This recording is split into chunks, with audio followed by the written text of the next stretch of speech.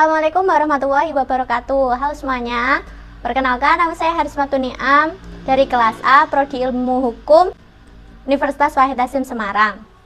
Tugas ini saya buat untuk memenuhi mata kuliah Hukum Internasional yang diampu oleh Ibu Dr. Arum Widyastuti SHMH. Nah, pada pembahasan kali ini saya akan membahas mengenai G20 atau biasa disebut dengan Group of 20. Nah, teman-teman pasti sudah tidak asing lagi kan dengan logo ini. Ya, logo yang ada di media berita, ada di MRT, KRL, bahkan di bandara. Nah, apa sih G20 itu? Lalu apa dampak G20 sendiri bagi negara kita? Nah, teman-teman juga pasti sudah tahu kan apa itu G20. Ya, G20 adalah suatu forum internasional yang beranggotakan negara-negara dengan ekonomi yang terkenal dan juga sangat berpengaruh di dunia. G20 ini terdiri dari 19 negara dan juga satu negara Uni Eropa yang dimana mereka melakukan pertemuan penting untuk membahas isu-isu yang ada di dunia seperti stabilitas populasi, krisis lingkungan, dan juga energi terbarukan. Nah, pada tahun ini menjadi sejarah yang besar bagi negara Indonesia. Mengapa demikian?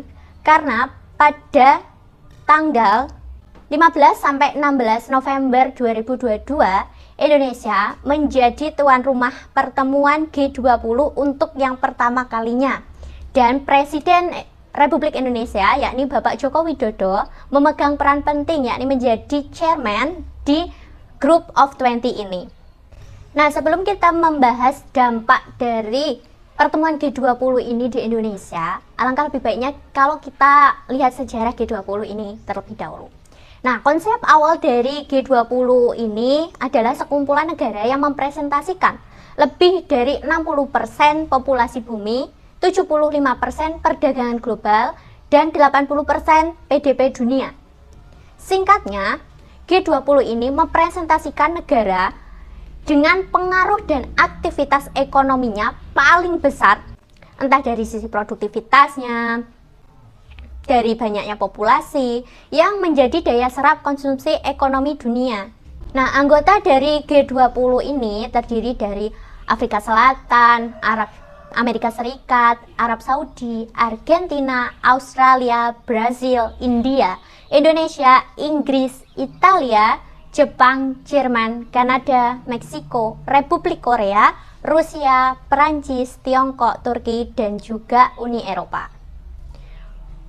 Forum multilateral ini dibentuk pertama kali pada tahun 1999 untuk merespon krisis ekonomi moneter di hampir seluruh wilayah Asia, termasuk Indonesia, yang pada saat itu kita juga terkena dampaknya, yaitu krisis moneter pada tahun 1998. Nah, negara-negara Uni Eropa, Amerika Serikat, Kanada, Perancis, Jerman, Inggris, dan juga Jepang yang tergabung dalam G7 berinisiatif untuk mengajak dan merangkul beberapa negara-negara berkembang untuk bersama-sama mengatasi krisis yang tengah terjadi. Akhirnya terbentuklah keanggotaan yang berisi 19 negara yang ditambah Uni Eropa. G20 dilaksanakan pertama kali di Berlin pada 15 sampai 16 Desember 1999. Nah, saat itu Indonesia diwakili oleh Bapak Bambang Sudibyo, Menteri Keuangan, dan juga Bapak Syahril Sobirin, Gubernur Bank Indonesia. Dalam pertemuan ini mereka membahas mengenai kebijakan ekonomi dan moneter internasional yang berfungsi sebagai motor perkembangan bagi banyak negara. Awalnya pertemuan G20 hanya mengundang Menteri Keuangan dan juga Gubernur Bank Sentral. Akan tetapi pada tahun 2008 forum G20 lebih serius dengan cara mengundang kepala negara dari masing-masing anggota negara dari G20 ini. Tujuannya agar forum ini tidak hanya membahas tentang aspek keuangan saja, akan tetapi bisa melebar ke beberapa isu yang dianggap krusial bagi dunia, seperti isu sosial, ilmu pengetahuan dan politik, teknologi, kesetaraan gender, dan juga pemberantasan korupsi. Nah, itu tadi sejarah singkat mengenai G20. Nah, teman-teman juga pasti sudah tahu kan, bahkan di media berita pun sudah banyak bahwa G20 pada tahun ini diadakan di Indonesia, yakni di Pulau Bali, tepatnya pada tanggal 15 sampai 16 November 2022. Nah, pertemuan G20 ini akan menjadi catatan bersejarah bagi negara Indonesia, di mana kita akan menjadi tuan rumah untuk yang pertama kalinya oleh pertemuan akbar ini. Nah, pastikan dengan adanya pertemuan akbar ini pasti membawakan dampak bagi negara kita. Nah, apa saja dampaknya bagi negara kita akan saya bahas lebih lanjut. Nah, pertemuan G20 ini yang diadakan di Indonesia tentu akan membawakan dampak yang sangat besar bagi ekonomi Indonesia, yakni gelaran G20 akan menciptakan kontribusi sebesar 533 juta atau sekitar 7,4 triliun pada PDB Indonesia. Ya, yang berikutnya yaitu peningkatan konsumsi domestik hingga 1,7 triliun. Dan gelaran G20 akan berkontribusi terhadap proyeksi peningkatan wisatawan mancanegara hingga 1,8 juta hingga 3,6 juta dan juga 600.000 hingga 700.000 lapangan kerja baru yang ditopang kinerja bagus sektor kuliner, fashion, dan juga kria. Rangkaian kegiatan G20 di Indonesia akan melibatkan UMKM dan menyerap tenaga kerja sekitar 33.000 orang. G20 adalah momentum menunjukkan hasil reformasi struktural antara lain dengan Undang-Undang Cipta Kerja untuk meningkatkan kepercayaan investor global. Yang berikutnya, presidensi G20 akan mendorong investasi pada UMKM dalam negeri, mengingat 80% investor global berasal dari negara-negara G20.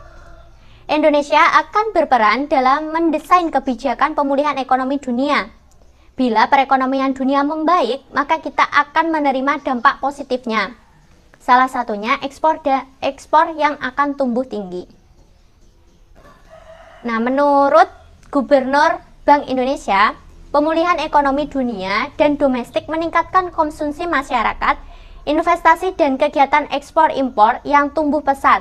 Dampaknya seperti yang terjadi saat ini, yaitu penerimaan pajak tumbuh 8% lebih, bea cukai tumbuh lebih dari 24%, dan penerimaan PNBP tumbuh lebih dari 25%. Nah, dari beberapa dampak tersebut, tentunya pertemuan ini sangat menguntungkan bagi negara kita, yakni guna untuk memperbaiki stabilitas perekonomian yang ada di Indonesia. Nah, itu tadi dampak dari diadakannya pertemuan G20 yang akan diadakan di Indonesia. Tentunya dampak tersebut sangat berpengaruh besar bagi stabilitas perekonomian yang ada di Indonesia, yang dimana akan menciptakan lapangan pekerjaan baru, akan memperkenalkan UMKM kita kepada negara-negara yang sangat berpengaruh perekonomiannya bagi dunia. Di Indonesia juga akan lebih terkenal dengan beberapa hasil buminya. Nah, itu tadi penjelasan mengenai sejarah singkat tentang G20 dan dampaknya di Indonesia. Sekian dari saya. Wassalamualaikum warahmatullahi wabarakatuh. Bye-bye.